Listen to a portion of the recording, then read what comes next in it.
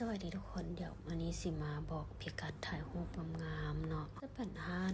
บีซอรี่การ์เด้นคาเฟ่นั่นเองเนาะอยู่แถวถนนประดิษฐ์มโนธรรม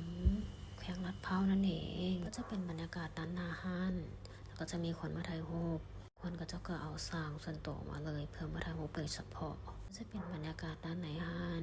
ทุกมุมในห้างสามารถถ่ายรูปได้ทุกมุมเลยทุกคนเพราะว่า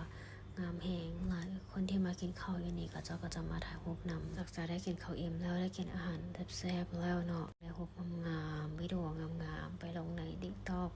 Facebook หรือว่า Instagram ของเฮานั่นเองค่ะนะแต่ละคนก็พากันเซลฟี่ขนาดเลยได้ก็อยากถ่ายมุมได้ก็อยากถ่ายเพราะว่าทุกมุมมันงามแหงอยู่ด้านข้างของห้างนั่นเองอันนี้ก็งามคือกันสำหรับสาวๆคนใดที่แบบว่า